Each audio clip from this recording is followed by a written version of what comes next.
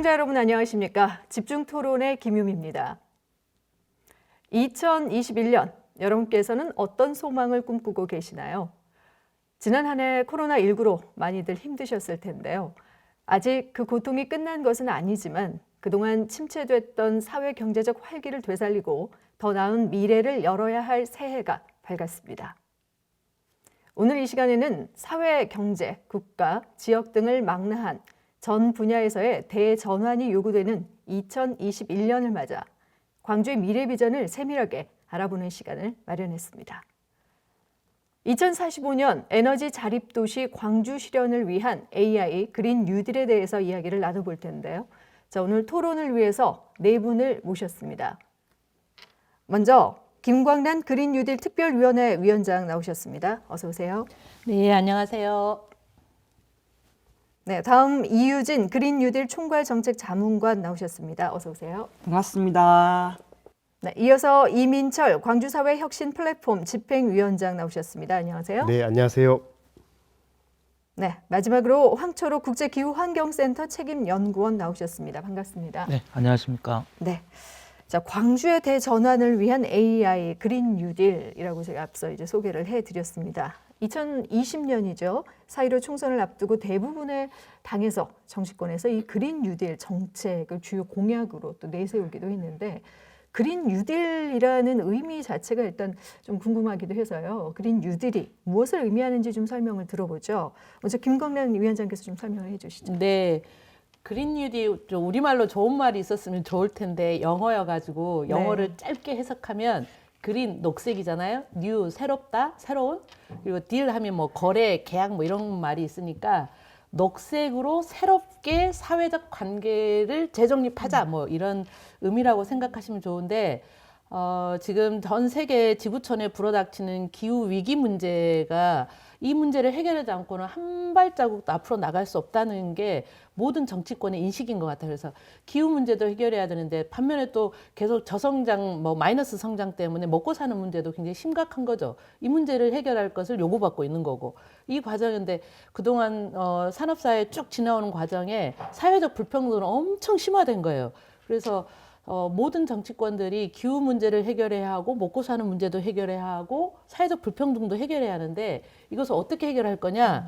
그래서 내놓은 해법들이 다양하게 있는데 그것을 통칭해서 그린 뉴딜이라고 생각하시면 좋을 것 같고 그래서 기후 위기에 대응하는 모든 산업, 경제, 문화 모든 전반의 정책들을 망라한 정책, 그린 뉴딜 정책이다라고 시민 여러분들께서 받아들여 주시면 좋을 것 같습니다. 네, 그러니까 인간이 살아가면서 뭐 주변 환경 함께 더불어서 지속 가능하게 성장하는 데 필요한 모든 정책적인 것들을 담아내는 그런 그 정책의 하나의 이름이 그린 뉴딜인데 뭐 저마다 생각하고 있는 또 개념들이 있으실 것 같아서 이민철 위원장께서도 한 말씀 좀 보태주시죠. 네, 전반적인 개요는 김광란 의원님이 잘 설명을 해주셨는데요. 저는 이제 그린 뉴딜의 핵심적인 부분이 국가의 대규모 집중적인 재정 투자에 있다고 생각이 들어요.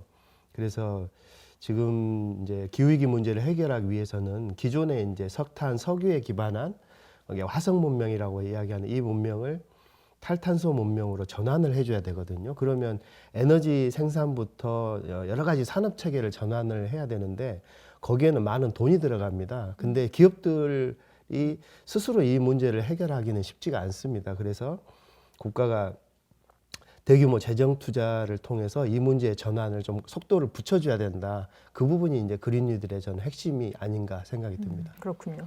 자, 이유진 자문관께서는 어떻게 보고 계십니까? 지금 기후위기가 너무 심각하죠. 우리도 2020년에 54일간의 장마라든지 태풍의 강도가 점점 더 세지고 그리고 그것이 우리나라의 먹을거리라든지 사회 경제에 미치는 피해가 아주 막심합니다. 그런데 이건 전 세계적인 문제고요. 그랬을 때 지난 한 150년 동안 지구의 평균 기온이 1도 정도가 올랐습니다. 그런데 앞으로도 계속 우리가 온실가스를 배출하면 온도가 계속 오르겠죠. 그래서 이 과학자들과 전 세계의 이 유엔에 있는 속한 국가들이 1.5도 이상으로는 올라서는 안 된다. 그러려면은 1.5도 이상 지구 평균 기온이 오르지 않기 위해서는 정말 말 그대로 우리가 지금 경제를 구성하는 화석 에너지에서 완전히 탈피하는 사회를 만들어야 되거든요. 그런데 이런 사회는 자, 우리 화석 에너지 좀 줄여봅시다. 이렇게 되는 게 아니라 정말 사회의 모든 자원과 정책과 사람들의 행동을 모아서 바꿔야 되는 겁니다. 그래서 그린 뉴딜, 녹색 사회로의 대전환, 1.5도 생존을 위한 전 지구적인 전환으로서 그린 뉴딜이 필요한 거라고 할 수가 있습니다. 네. 그래서 어떻게 보면 기후 위기 시대에 1.5도 이하로 안정화시키기 위한 생존 전략으로 그린 뉴딜이 필요하다라고 할 수가 있는 거죠. 네, 그렇군요. 자, 그래서 뭐 정부 차원에서도 지난 11월이었죠. 문재인 대통령이 기후 위기 대응은 선택이 아닌 필수다라고 이야기를 하면서 2050년 탄소 중립 실현 목표를 위한 정책 의지를 다지기도 했는데 세계 각국에서 이 탄소 중립을 지금 선언하고 있는 이 시점에서 대한민국이 2050년까지 탄소 중립을 실현하기 위한 어떤 개요에 대해서 좀 설명을 들어보고자 합니다. 먼저 이유진 사무관께서 먼저 설명을 해주시죠. 탄소 중립, 우리가 2020년에 상당히 많이 들었던 단어가 그린 뉴딜과 탄소 중립입니다.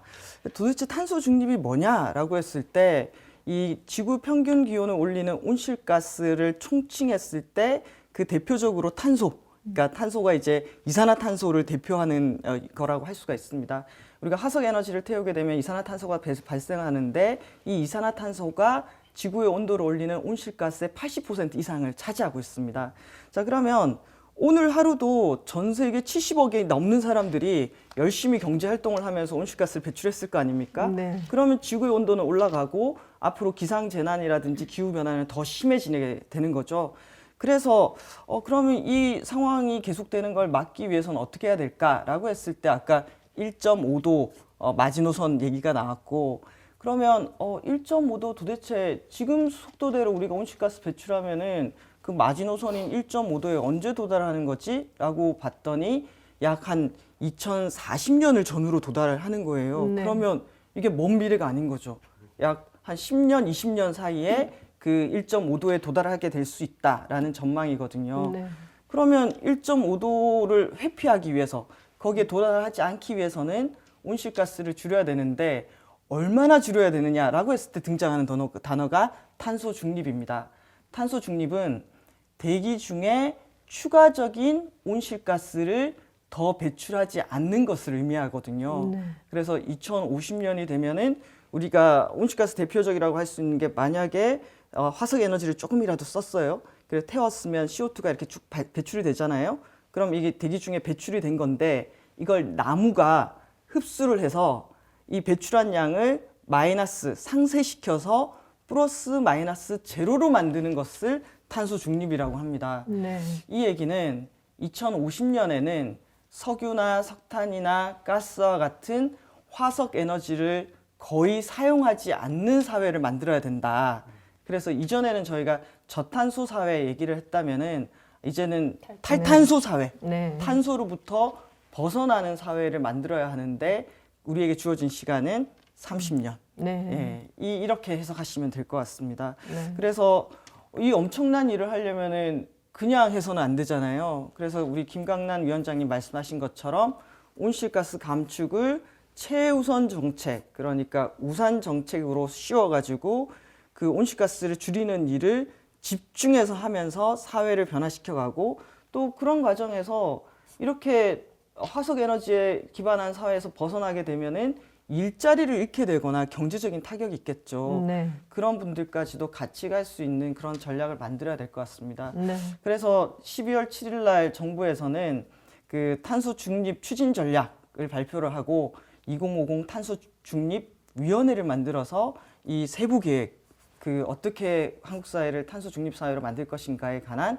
계획을 수립할 계획입니다. 네, 정말 가까운 이제 미래에 닥칠 일이고 그에 그쵸. 대비하기 위해서는 시간이 그렇게 넉넉하지는 않다라는 생각이 말씀을 듣고 있는 도중에도 드는데요. 네, 황철호 맞습니다. 연구원께서도 좀 덧붙여서 설명을 해주시죠. 네, 뭐 일부에서는 2050년 탄소 중립에 관련돼서 부정적인 시각이라든지 그 목표 달성이 과연 가능할 건지에 네. 대한 이제 의견들도 상당히 많이 있고요. 그런 의견들을 종합하면 그만큼 탄소 중립을 한다는 게 쉽지 않은 경로인 거는 분명합니다. 근데 거기에 대해서 좀 말씀드리면 이번에 2050년까지 탄소 중립을 하겠다라고 하는 목표 제안은 과거에 대한민국 정부라든지 지자체들이 얘기했던 탄소에 관련된 부분이 대부분 배출 전망치를 가지고 목표를 설정했거든요. 그래서 네. 2050년이 됐을 때 이 정도의 경제 성장에서 이 정도를 낮추겠다라는 의미였는데 분명하게 2050년까지 방금 이유진 박사님께서 말씀하신 것처럼 넷제로 사회를 진입하겠다. 그러니까 온실가스 배출을 최대한 줄이고 나머지를 습수온이나 상세온으로 해서 제로화하겠다라는 분명한 목표를 제시한 거는 분명하게 뭐 한 걸음 더 나아갔다고 볼 수 있고요. 그리고 네. 방향에 관련돼서도 5대 방향을 좀 제시를 했는데 과거에는 대부분이 에너지 산업 그리고 이게 산업적 관점에서 봤을 경우하고 거대한 인프라를 중앙이 컨트롤하는 관점에서 이제 진행이 됐다면 지금은 이제 전기 자동차 뭐 수소차부터 해서 에너지의 재생 에너지의 다변화라든지 그리고 효율 향상 부분도 과거랑은 약간 다른 부분이 있을 것 같습니다. 그리고 여기에 이제 순환경제 산업 촉진이라든지 뭐 미래기술 개발이라든지 이런 걸 통해서 온실가스 감축뿐만 아니라 관련된 산업 육성 그리고 이제 쇠퇴되는 산업에 대한 보완이라든지 그리고 이제 기존에 이 정부에서 계속 얘기하고 있던 게 양극화에 따른 형평성을 고려한 일자리 양성 이런 것까지 포괄적으로 선언한다는 거에서는 굉장히 의미 있는 거고요. 그리고 앞서 말씀 주셨다시피 기간이 많이 남아 있지는 않습니다. 그리고 특히 한국 이 전 세계에서 차지하고 있는 비중 자체가 상당히 높기 때문에 국제사회의 일원으로서도 당연히 이러한 정책은 이미 빨리 나와서 빠르게 진행이 됐어야 되는데 한 가지 이제 약간의 이제 그 문제가 문제라고 할 건 아닌데 과연 유럽이라든지 선진국은 이미 30년 전부터 감축을 해왔었는데 한국은 이런 분명한 목표치를 제시했을 때 이 실행력이 굉장히 중요할 것 같습니다. 그래서 당장 1, 20년 안에 이거를 달성을 할 수 있는 기반을 마련해야 된다는 게 숙제로 남아 있을 것 같습니다. 네, 다소 이제 늦은 감은 있지만 사실 그동안 굉장히 포괄적인 어떤 정책의 일환으로 다뤄졌던 것이 과거와는 다르게 지금은 조금 더 명확한 목표가 제시되고 구체화된 어떤 실행 방안들이 이제 조금은 제시되고 있는 시점이다라고 말씀해 주셨습니다. 한국의 산업 구조와 사회는 화석 연료의 의존도가 굉장히 높지 않습니까? 탄소 중립 실현이 말씀하신 것처럼 그렇게 쉬운 일은 아닐 것이다라고 아마 방송을 보시는 분들도 아마 그렇게 생각하실 것 같습니다. 자, 그래서 탈탄소 녹색 경제로 전환하려는 이런 추진 배경에 대해서 또 잘 이해하고 있어야 될 것 같아서요. 이민철 위원장께서 좀 더 설명을 네네. 해주시죠. 사실 그 최근에 지금 그린 뉴딜의 이런 흐름이 올해 연초를 생각하면은 사실 이런 정도의 흐름이 올 거라고 예상한 사람은 없었잖아요. 네.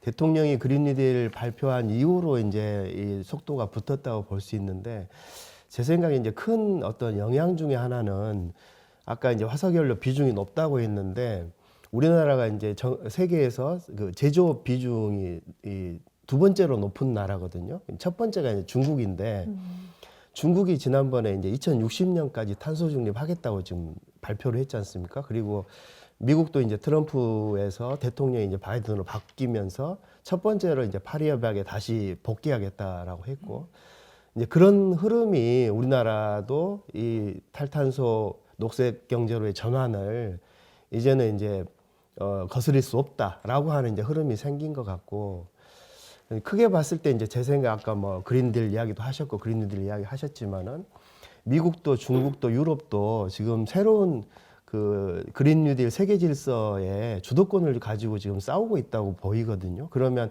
한국 경제도 거기에서 과연 비껴나서 따로 살 수 있느냐? 그거 없다. 그러면 결국은 이 세계 질서의 새로운 주도권 싸움에 한국도 들어갈 수밖에 없고 그러면 이제 그린 뉴딜을 통해서 탈탄소 경제를 구축해야 된다. 그리고 이제 우리 광주도 마찬가지인 것 같아요. 광주도 지금 차라든지 굉장히 많은 에너지 산업 또 자동차 여러 가지 경제가 과연 탈탄소 경제로 가지 않고 지금 세계 질서 내지는 이런 안에서 과연 유지할 수 있느냐, 우리 일자리나 우리 경제를 유지할 수 있느냐라고 봤을 때 굉장히 불가능하다는 거죠. 그래서 그런 어떤 세계적인 흐름이나 또 국가적인 흐름 자체가 이제는 예전에는 이제 말만 하고 끝났다면 이제는 이제 완전히 바뀌었기 때문에 그리고 내년부터는 이제 2021년 이제 파리 협약의 신규 체제가 본격적으로 시작하지 않습니까? 어떤 나라도 이제는 비켜갈 수 없는 상황이 왔기 때문에 뭐 뭐랄까요? 뒤에서 따라가기보다는 이게 선도적으로 좀 문제를 해결하면서 한국 경제든 또 광주 경제든 새로운 돌파구를 찾을 때가 되지 않았나 생각이 듭니다. 네, 뭐 전 세계적인 추세로 네. 온실가스를 감축의 필요성은 정말 중요하게 더 떠오르고 있는 것 같습니다. 이유진 장관께서 좀 덧붙여 네. 설명해 주시죠. 맞습니다. 세계의 질서가 달라졌습니다. 그리고 기후 문제가 환경 문제가 아니라 이제는 산업과 경제와 통상의 문제로 확장되고 있습니다. 우리가 지금 화석 에너지에 대한 의존도가 매우 높은 사회인데요. 어떻게 보면은 값싼 에너지에 기반을 하고 거기에 따른 환경 문제에 대해서는 한국 사회가 상당히 등한시해 왔습니다. 그런데 이제는 화석 에너지를 쓰면은 지금까지는 이득이었으나 이제 탄소에 대한 규제라든지 기후 규제가 강해지면서 이제는 화석 에너지를 쓰면은 불이익을 받는 세계로 완전히 바뀌게 된 거죠. 그래서 우리나라 지금 온실가스 배출량 세계 11위, 이산화탄소 배출량 세계 7위다 보니까 기후 악당이라는 비판을 받았지 않습니까? 이전에는 부끄러운 일이구나 정도였지만 이제 이 기후 악당으로 남아서는 이 세계 경제에서 버텨낼 수가 없는 상황으로 가고 있다라는 겁니다. 예를 들면은 이제 미국의 바이든 대통령이라든지 또는 유럽 연합이 탄소 국경 조정이라든지 탄소세라는 것들을 도입해서 화석 에너지를 많이 사용하면서 생산된 물건에 대해서는 관세라든지 세금을 매기겠다라고 얘기를 하고 있고 거기에 또 아리백이라고 해서 재생 가능 에너지로 100% 이 에너지를 사용해서 기업 활동을 하는 기업들이 전 세계적인 기업들이 200개가 넘게 늘어나고 있습니다. 거기에 플러스해서 내연기관 차량의 생산 판매 금지. 우리가 석유가 없어가지고 내연기관 차량을 안 타는 게 아니라 내연기관 차량이 뿜어대는 이 환경 문제라든지 온실가스 때문에 금지 연도를 설정하고 있는 거거든요. 자, 이거는 2020년을 기점으로 세계가 완전히 이 틀이 바뀌고 있다. 네. 탄소 중립이라는 것을 목표로 설정하면서 이제는 화석 에너지를 사용해서는 안 되는 사회로 질서가 바뀌고 있기 때문에 수출을 기반으로 살아가는 한국으로서는 이 세계적인 흐름 속에서 이 따라가지 않을 수 없는 상황. 그런 좀 절박한 상황이라고 보시면 될 것 같습니다. 네. 그 하나를 덧붙이면 이유진 전문가님 말씀하신 거에서 이제 시민들이 조금 더 이해하기 쉽게 그 화석 에너지를 태워서 생산한 제품들에 대해서는 관세를 매기는 것도 있는데 더 중요한 건 세계에서 200가 넘는 세계 기업들이 재생 가능한 에너지로 기업 활동을 100% 하겠다고 알리백을 선언했는데 우리 기업에 알리백 선언한 기업들이 뭐 이런 세계적 기업들이 우리 기업에 부품을 납품하는 회사들도 한국에서 생산하는 회사들도 너희들도 재생 가능한 에너지로 100% 생산하는 걸 납품해야 돼. 그러지 않으면 우리 받지 않을 거야. 네. 라고 선언하고 있는 거죠. 그러니까 한국은 제조업을 중심으로 해서 수출로 먹고 사는 나라인데 당장 관세가 매겨지죠. 그리고 네. 당장은 또 기업이 우리 부품이 아무리 질이 좋아도 받지 않겠다고 하는 상황에서 실제로 화석연료를 태워서는 아무것도 안 되는 거다. 그래서 대전환을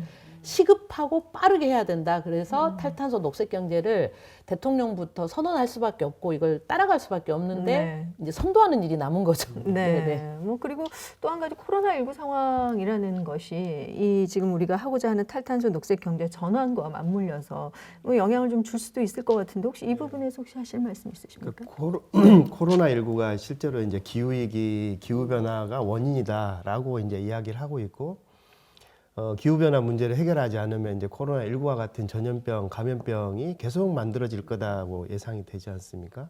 그래서 많은 나라가 지금 폭우든 우리가 이제 경험했던 건 네. 올해 폭우라면 뭐 산불이나 이런 것도 있지만은 코로나19에 대한 이제 공포가 큰 것이죠. 그래서 이런 전환이 일어나고 있고, 아까 이제 알리백 이야기 조금 더 좀 붙이고 싶은데, 네. 뭐 알리백 가지고 토론을 많이 할 수 있겠지만 최근에 이제 기업 쪽 이야기를 들어보니까 우리나라도 지금 알리백이나 탄소 중립 선언하는 기업 또 금융이 늘어나고 있지 않습니까? 네. 그러니까 산업 입장에서는 이제 그렇게 하지 않고서는 물건을 팔 수 없기 때문에 현실적인 이게 뭐 예전에 그런 뭐 필요나 내지는 당위나 관념의 이야기가 아니고 현실적으로 이제 수출을 하기 위해서는 어쩔 수 없다라고 하는 게 지금 자리를 잡아가고 있는 것 같습니다. 네. 도화되고 있는 거거든요. 그러니까 이전에는 이 물건 하나를 만들더라도 값을 싸게 만들고 또 품질 좋게 디자인 이런 것들을 따졌다면은 이제 이 물건 만들 때 탄소를 얼마나 이 배출하고 이 물건 만들었지?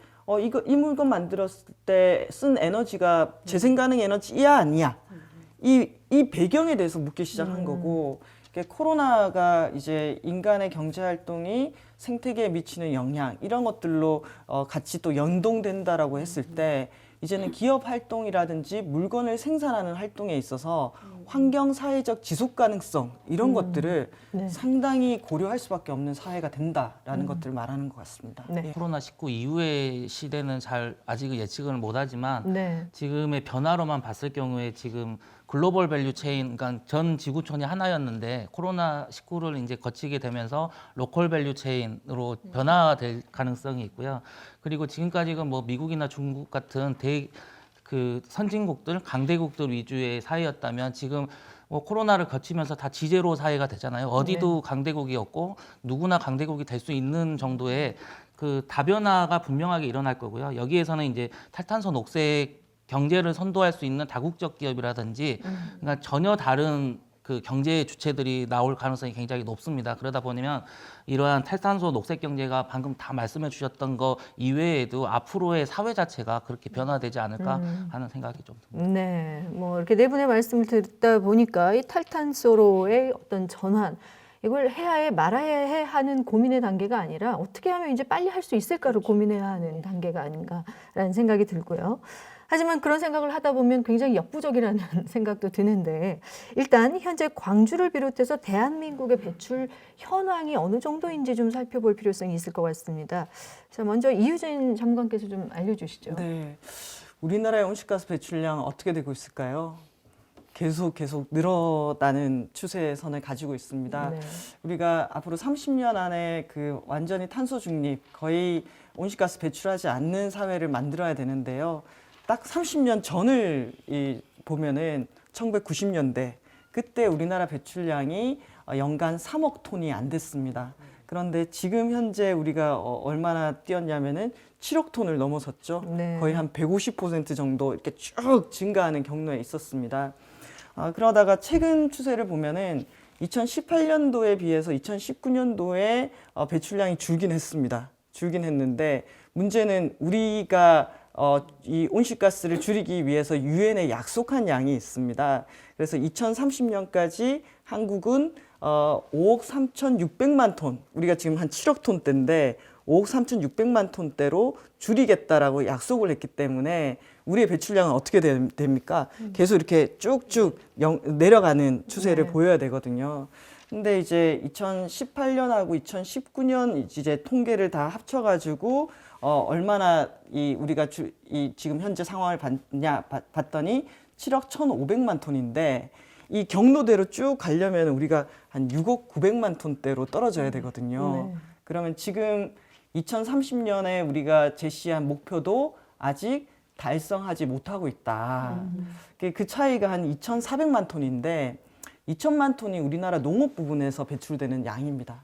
그러니까 그 정도를 지금 아직 우리가 못 채우고 있다라는 거거든요. 네. 그래서 우리가 2018년에 비해서 2019년에 늘어나지 않고 줄어서는 다행인데 이게 경향성이 아니라 사실 2018년도에는 좀 매우 폭염 때문에 네. 에너지 소비량이 높았던 게 있습니다.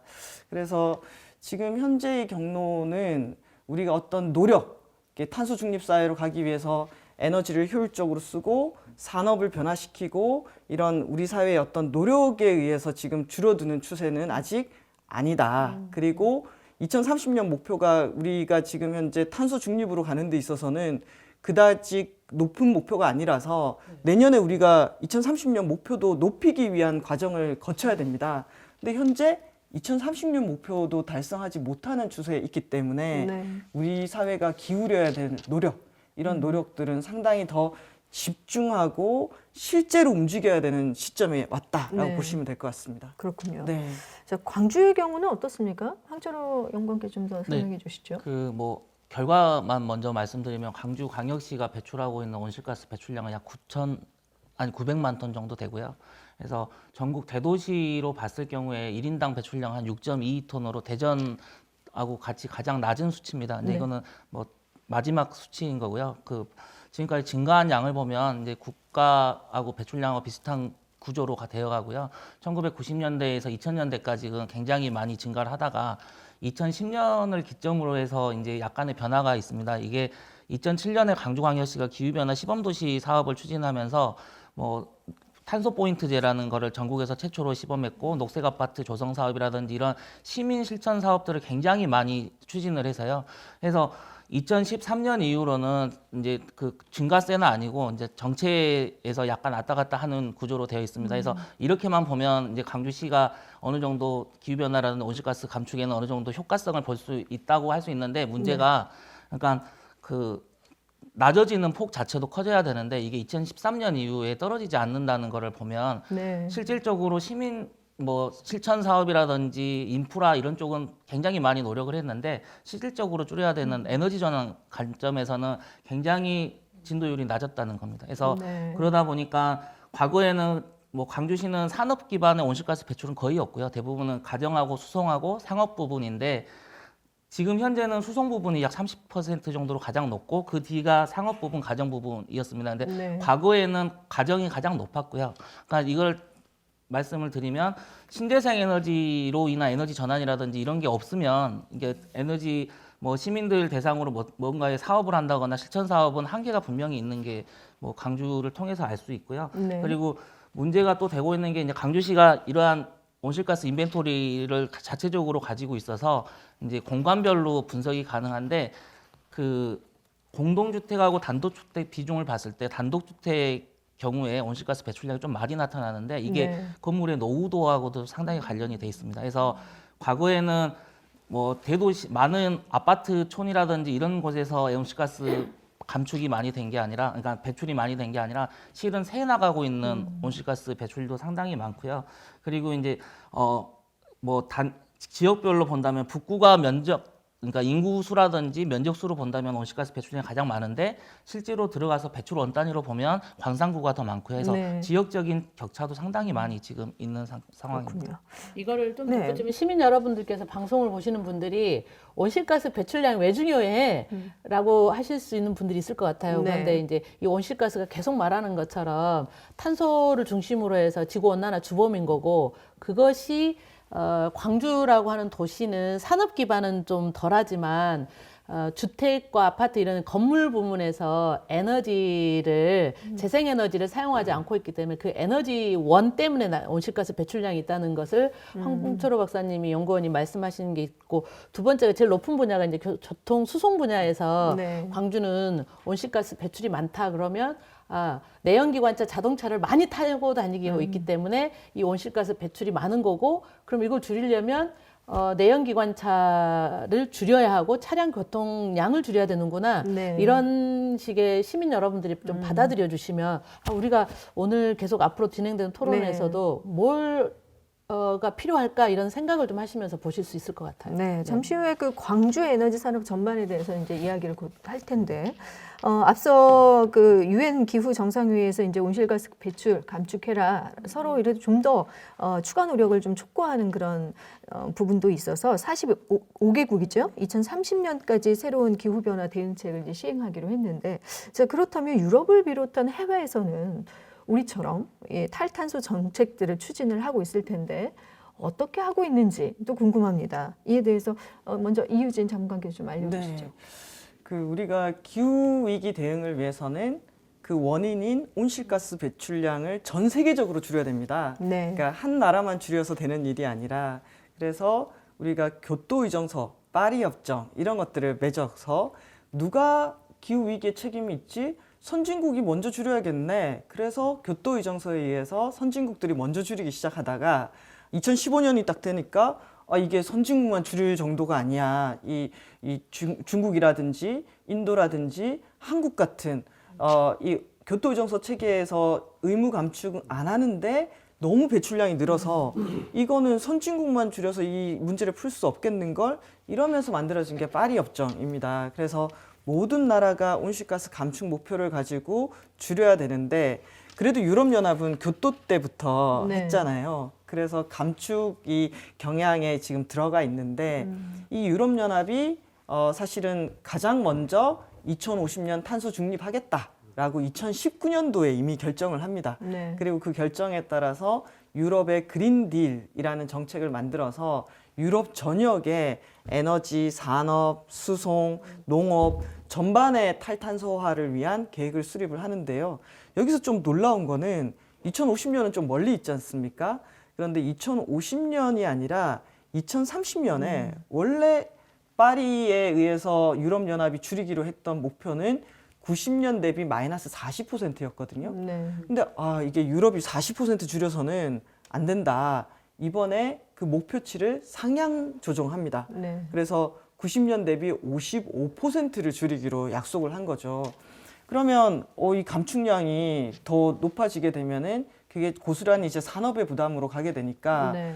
그럼 이거 어떡하냐라고 하면서 나오는 게 유럽만이 아니라 다른 세계도 줄일 수 있도록 하기 위해서는 탄소 국경 조정이라든지 이런 것들을 통해서 이 물건을 만들 때 탄소를 많이 배출하고 만들어진 물건에 대해서는 이 일종의 탄소세 형태를 부과하는 것 이런 것들을 지금 제도로 준비를 하고 있습니다. 그리고 또 단일 이 사업장으로 이 온실가스 가장 많이 배출하는 곳이 석탄 발전소인데요. 지금 유럽연합의 28개 국가 중에서 17개 국가가 주로 2030년을 전후로 모든 석탄 발전소를 문 닫는다라는 이런 목표를 세워서 지금 실행에 옮기고 있습니다. 실제로 벨기에, 스웨덴, 오스트리아 같은 경우에는 이미 모든 석탄 발전소 문 닫았습니다. 네. 그리고 영국 같은 경우에는 2025년도가 탈석탄 시점인데요. 지금 한 2022년 정도면은 석탄 발전소 모두 문 닫을 수 있을 것으로 지금 전망하고 있습니다.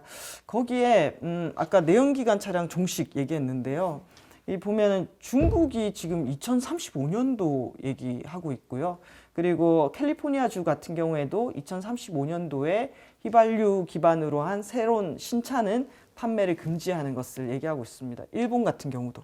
그래서 이전처럼 온실가스를 줄이기 위해서 시민 여러분 실천합시다를 넘어서서 네. 확실히 온실가스 많이 배출하는 영역이 어디냐? 석탄 발전소. 그럼 석탄 발전소를 제로 만드는 시점 발표하자. 내연기관 이대로 달리면 안 돼. 교통 분야에서 많이 차지하니까. 그럼 내연기관 종식 시점. 이렇게 상당히 많이 배출하는 것을 실제로 줄이기 위한 정책들로 가고 있고 어떻게 보면 이런 종식 시점을 발표하는 거는 상당히 부담스러운 일 아닙니까? 네. 석탄 발전 폐쇄, 내연기관 폐쇄.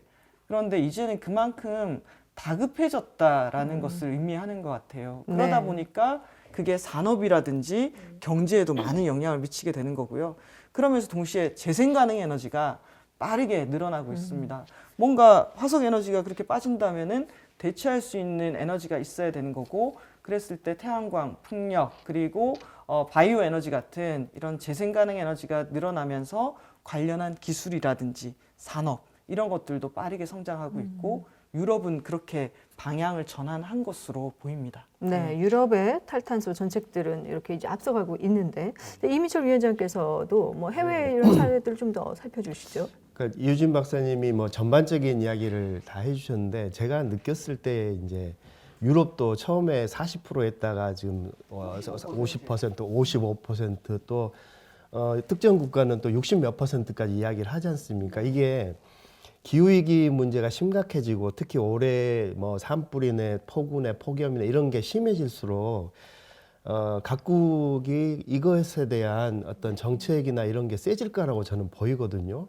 예를 들면은 55% 했는데 다음에 또 60% 하자고 할 것이고, 왜냐하면 우리나라도 올해 지금 탄소 중립 발표하려고 보니까 산업계의 반발이나 사회적인 합의가 이루어지지 않으니까 이것을 계속 낮춰서 발표할 수밖에 없는데 사회적 합의 정도가 높아지면 높아질수록 이 퍼센트 규제 정도나 이런 게 강해질 거라고 저는 생각이 들어요. 그러면 석탄 발전이나 내연기관차의 지금 종료 시점도 계속 빨라지고 있지 않습니까? 그래서 앞으로 이제 이게 좀 속도가 붙을 거라고 좀 예상이 되고, 그런 측면에서 보면은 그러면 유럽하고 미국하고 중국이 과연 우리만 줄이고 너네는 이제 안 줄여도 돼 이럴 거냐? 아닐 거란 말이에요. 왜냐하면 탄소가 이 어디 나라에만 있는 게 아니고 전 세계 이제 지구를 이렇게 같이 떠다니니까 그러면 반드시 이 나라들은 다른 나라에도 이것을 요구하게 될 것이고 그거를 이제 자기 나라 산업의 우위를 점하는 그런 전략으로 사용할 것이 네. 뻔하거든요. 네. 그런 측면에서 저는 이제 세계적으로 이 탈석탄, 탈내연기관, 탈탄소 이런 흐름들이 지금 속도보다 훨씬 세질 거다. 이번에 발표한 것보다 5년 후 발표는 더 세질 것이고 네. 그렇게 좀 예상이 됩니다. 네, 뭐 속도 이야기를 해주셔서 이제 우리나라는 2050년 했지만 지금 광주시가 국내 최초로 2045년, 그러니까 5년 앞당긴 거죠. 2045년 에너지 이제 자립 도시라고 선언을 해서 이런 것들을 위한 어떻게 보면 선도적인 노력을 해보고자 합니다. 이와 함께 광주형 인공지능 AI 그린 뉴딜 정책까지 함께 탄력을 받을 전망인데, 자, 광주형 AI 그린 뉴딜부터 좀 이야기를 해보겠습니다. 이 정책의 의의와 함께 어떻게 해서 이런 정책이 이제 나오게 됐는지 그 추진 배경 좀 설명을 듣고 싶은데요. 김광현 위원님께서 먼저 설명해 주시죠. 계속 우리가 이야기를 나누고 있는 것처럼 기후위기에 대응하고 사회적 불평등도 해소하고 일자로 만들기 위해서 나온 전략이 그린 뉴딜인데 광주는 그럼 광주형 그린 뉴딜이라 하지 않고 광주 AI 그린 뉴딜이라고 한 거죠. 그러니까 인공지능 중심 기반의 그린 뉴딜을 추진하겠다라고 보시면 될 것 같은데 그렇게 표방할 수 있었던 것은 전제가 있었던 것 같아요. 광주시가 다행스럽게도 문재인 정부 들어서서 4차 산업혁명을 좀 선도하는 도시가 되겠다 했고 인공지능 중심 도시를 표방하면서 인공지능 기술에 기반한 사회혁신 과제들을 굉장히 하겠다고 선언했던 거죠. 그것이 있었기 때문에 그린 뉴딜도 실제로 그린 뉴딜의 핵심 전략 중에 하나가 재생에너지로 전환하는 거고 재생에너지로 전환한다고 하는 건 전환해서 에너지를 자립하겠다고 하는 건 우리가 현재보다 건물 분야에서도 지금 새는 에너지가 많다고 했잖아요. 네. 그러니까 새는 에너지를 막고 에너지를 전환하는 건데 여기에는 반드시 일종의 수요 관리가 되어야 해요. 그래야 실제로 에너지 자립으로 갈 수 있는 건데 이 수요 관리를 하는 데서 가정에서 내가 전기를 어느 시간대 얼마나 사용하는지 또 태양광이나 풍력에서 전기를 생산했는데 많이 생산될 때 거고 적게 생산될 때가 있겠잖아요. 그러면 많이 생산될 때는 조금 저장해뒀다가 필요할 때 사용하는 이런 기술들은 다 일종의 인공지능 기반의 기술이 필요한 거죠. 네. 그래서 광주는 광주형 AI 그린 뉴딜이라는 이름을 붙여서 좀 다른 지방정부와 다르게 전략을 수립했고요. 특히나 이제 광주가 광주형 AI 그린 뉴딜을 좀 발표하면서 사회자님께서도 말씀하신 것처럼 정부도 뭐 언제까지 탄소 중립하겠다 이런 발표를 못 하고 있을 때 광주는 2045년까지 에너지도 재생에너지로 자립하겠어. 그리고 실제 기후위기에 대응하려면 탄소를 중립사회로 만들어야 하니까 2045년까지 탄소 중립도 하겠어 라고 하는 목표를 담은 것이 광주형 AI 그린 뉴딜의 핵심이기도 하고 의미가 있다고 보면 될 것 같습니다. 네. 이민철 위원장께서도 광주의 네. 이런 선도적인 정책에 대해서 뭐 한 말씀 해주시죠. 네. 지난번 대통령 그린 뉴딜 이제 발표 이후에 또 전후에서 각 지자체별로 이제 그린 뉴딜에 대한 발표가 이제 붐을 이루고 있는데 다른 도시에서 이제 광주의 그린 뉴딜에 대해서 관심 있게 또 보고 있지 않습니까? 그 중심에 이제 저는 AI 그린 뉴딜하고 시민 그린 뉴딜 두 가지 특징이 있다고 생각이 듭니다.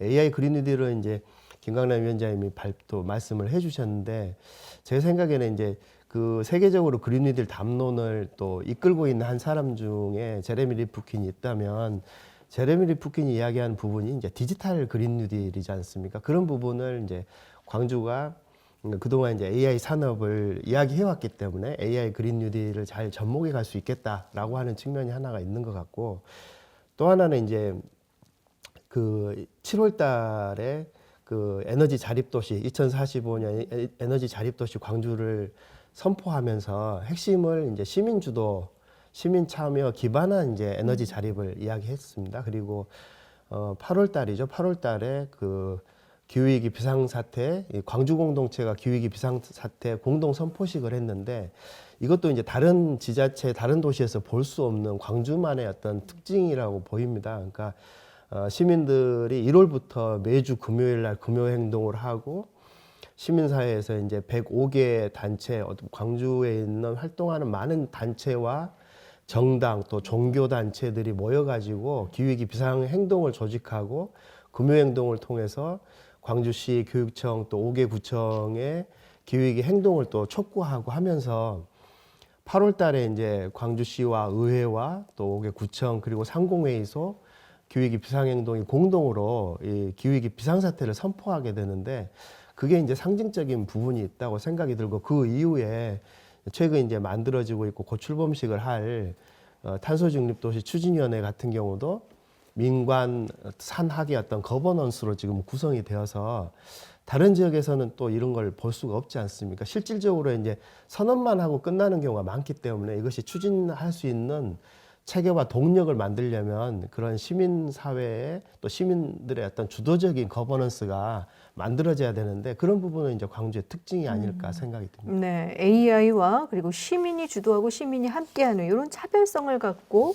추진을 하게 될 2045년 에너지 자립도시. 자, 그래서 그 계획이 세부적인 어떤 계획들이 궁금합니다. 이유진 장관께서 그 내용을 좀 알려주시죠.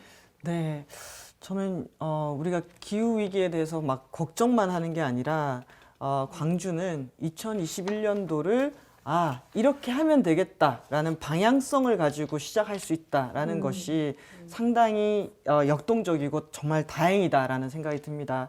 광주는 2045년 에너지 자립도시 선포를 했는데요. 이것은 2050년 탄소 중립 사회와 맞닿아 있는데 그걸 광주는 조금 5년 앞당기겠다라는 이런 야심찬 계획을 지금 발표를 하고 있는 겁니다. 아무래도 기후위기 대응과 온실가스 감축에 있어서 에너지가 상당히 중요한데 이 광주는 내가 사용하는 전기는 내가 만들어서 에너지 자립을 달성하겠다. 그러니까 광주 안에서 재생 가능 에너지로 완전히 전환하는 사회를 만들겠다. 그런데 이렇게 전환하는 과정에서 AI라든지 이런 이 기술과 연결되어서 이 신산업을 통해서 일자리 창출도 같이 하겠다라는 이런 메시지를 저는 강하게 담고 있는 걸로 알고 있습니다. 자, 그냥 가만히만 생각해봐도 2050년 탄소 중립 사회에 있어서 앞으로 전 세계 에너지의 트렌드는 어떻게 바뀔까요? 저희는 이걸 3D라고 얘기하는데요. 하나는 탈탄소화입니다. 디카보나이제이션 그리고 또 분산화이고요. 그리고 또 디지털화입니다.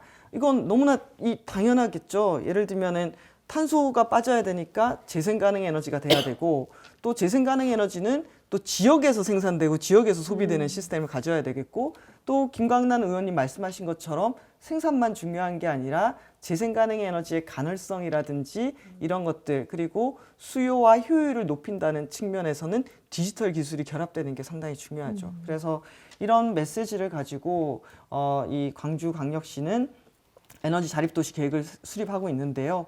그렇게 하기 위해서 시민과 기업이 적극적으로 참여하는 에너지 생산 기반 그걸 만들 수 있는 거버넌스도 구성하고요.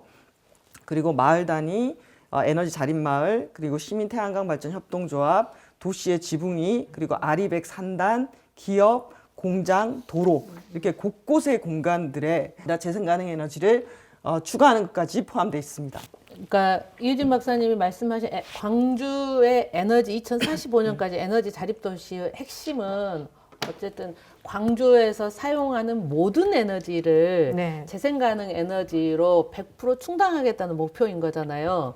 그런데 이제 실제로 그렇게 가려면 기업들도 시민들도 건물에서도 교통 이동하는 수단에서도 우리가 먹는 것 모든 것을 그렇게 전환해야 되는데 가장 중요한 게 저는 이제 시민들의 일종의 참여일 것 같아요. 네. 시민들이 실제로 내가 사용하는 전기는 내가 만들어서 쓸 거야. 나는 온실가스를 하나도 배출하지 않는 삶을 살아볼래. 일종의 시민 알리베. 네. 이유진 박사님 제안하는 건데 기업들도 기업 활동의 100%를 화석 연료를 전혀 태우지 않고 재생에너지로 하겠다고 하는 선언이 알리백 선언인 것처럼 시민들도 내가 집에서 생활하는 모든 에너지를 재생에너지로 사용하는 시민 알리백 선언 같은, 그리고 광주의 곳곳에 이순환도로부터 모든 공공 건물에 태양광 발전을 세울 때 설치할 때 시민 펀드로 참여해 보자. 네. 그리고 그것이 세워질 때 우리 집에 뭐 이런 게 아니고 적극적으로 참여하는 이런 문화가 만들어질 때 실제 2045년까지 에너지 자립 도시는 실현 가능한 네. 거여서 저는 시민들의 참여를, 행정은 그래서 그럼 그렇게 참여할 수 있도록 시민들한테 어떤 인센티브를 줄 거야? 또 시민들이 즐겁게 신명나게 네. 에너지 전환의 주체로 설 수 있도록 그런 환경을 조성하는 것이 행정이나 저희 정치의 역할일 것 같아요. 네. 자세하게 또 온실가스 감축 시나리오들이 이제 있는데 구체적으로 보니까 2030년까지 45%, 또 2040년까지 77%를 줄인다라고 제시는 돼 있습니다. 황철호 연구원께서 좀 더 설명을 해주시죠. 네, 광주시가 45년까지 탄소 중립 도시 선언을 하면서 이제 그러면 감축돼야 되는 배출 예상량이 823만 톤 정도 되거든요. 근데 네. 이게 수치적으로 보면 한 2010년도 정도 배출했던 양하고 거의 유사한 양이고요. 해서 지금 뭐 앞에서 다 말씀해 주셨다시피 간단하게 해결될 수 있는 문제는 결코 아닙니다. 이게 네. 어느 정도냐면 지금 현재 30년까지, 그러니까 2010년도 광주시 전체 배출했던 양의 45% 정도를 감축해야 되고, 그 다음 10년까지 77%를 감축하고 나머지 5년에 100%를 감축한다는 건데, 네. 이러려면 몇 가지 전제가 있어야 됩니다. 지금 이제 앞에서 에너지의 100% 전환이라고 말씀해 주셨는데, 결과적으로 보면 전체적인 에너지 전환이 아니라 전력 부분의 에너지 100% 전환인 거거든요. 네. 그러면은 앞서 말씀드렸다시피 교통이라든지 그리고 건물이라든지 이런 곳에서 발생하는 전력 이외의 온실가스 배출량이 상당히 많고, 광주시가 지금 에너지 전환하겠다고, 에너지 자립하겠다고 얘기하는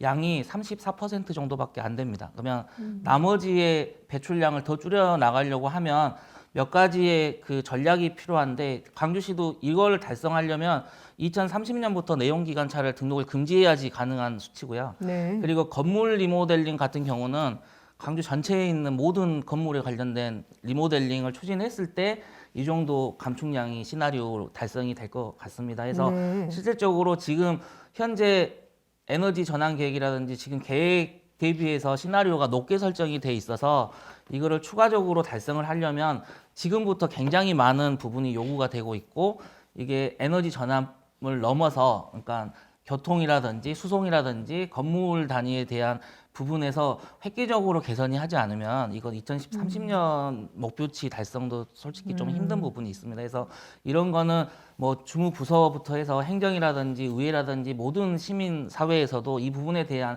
명확한 이행 점검이라든지 이런 부분은 굉장히 중요한 요소로 작용될 것 같습니다. 네, 감축량을 정말 어느 정도 줄여야 하는지를 와닿게 하는 것, 이게 굉장히 중요할 것 같은데요. 네. 예, 이민철 위원장께서도 한 말씀 네, 해주시죠.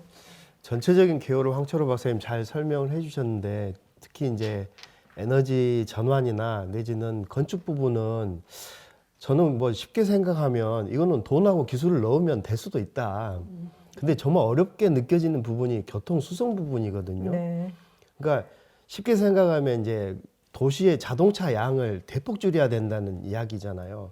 수소차, 전기차를 다 바꾼다 해도 그 수소차, 전기차에 들어간 에너지는 또 어디서 가져올 것이냐. 그랬을 때, 유럽의 도시들이 왜 지금 교통수송에서 지금 기후위기 대응 정책을 만들어내고 있는지가 저는 보인다고 생각이 들어요. 그래서 뭐 파리의 15분 도시라든지 또 유럽에서 20분 도시 뭐 이런 이야기들 하는데, 그럼 광주가 이후에 지금 도시철도 2호선 2023년에 개통을 하는데, 거기에 맞게 그러면 이제 대중교통, 그 다음에 자전거, 도보 이 세 가지만으로도 충분히 도시를 좀 이동할 수 있는 그런 도시를 만들지 않으면은 사실상 지금 교통수송 분야의 온실가스 배출량이 굉장한데 그걸 줄이기 어렵거든요. 네. 근데 이제 다른 부분은 그래도 저는 이게 기술력으로 어떻게 커버 가능하다. 근데 교통 부분은 이게 시민적 합의나 이거 좀 뭔가 그 담대한 결정이 없이는 쉽지 않을 것 같은 그런 생각이 들어요. 그래서 이 부분을 앞으로 이제 좀 같이 연구하고 토론해 봐야 될 부분이 아닌가 싶습니다. 네. 대부분 건물이 민간 영역이다 보니까 여기에 대한 제도적인 지원에 관련된 근거라든지 이런 게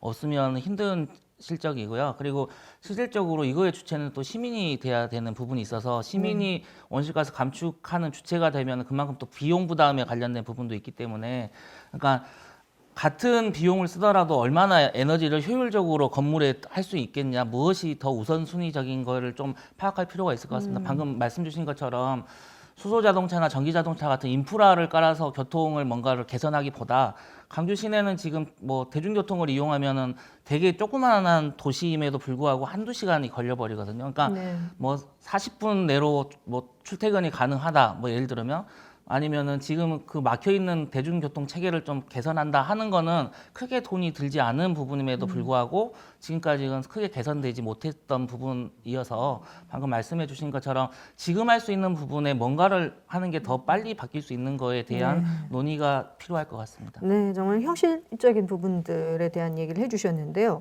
자, 그래서 탄소 중립 에너지 자립 도시 실현에 크게 3대 전략, 8대 핵심 과제를 발표하고 있죠. 네, 김광란 위원장께서 좀 설명해 주시죠. 광주형 AI 그린 뉴딜은 말씀하신 3대 전략, 뭐 8대 과제 있는데 8대 과제보다는 3대 전략 방향이 시민 여러분들한테는 크게 좀 와닿을 것 같아요. 첫 번째 이 3대 전략 방향 첫 번째 하나는 내가 사용하는 전기는 내가 만들어 쓴다. 이 표현이 적절할지 모르겠지만 에너지를 재생에너지로 완전히 전환하는, 그래서 에너지 녹색 전환 도시 하겠다 이런 거고요. 두 번째는 실제로 이제 기후 위기 문제가 심각해지면서 이것에 대응하는 각종 환경 산업이 많겠잖아요. 재생에너지 산업 부분부터 시작해서 기후 위기에 적응하는 산업도 많거든요. 그래서 미래 환경 산업의 미래 환경 융합 산업의 메카 도시가 되겠다.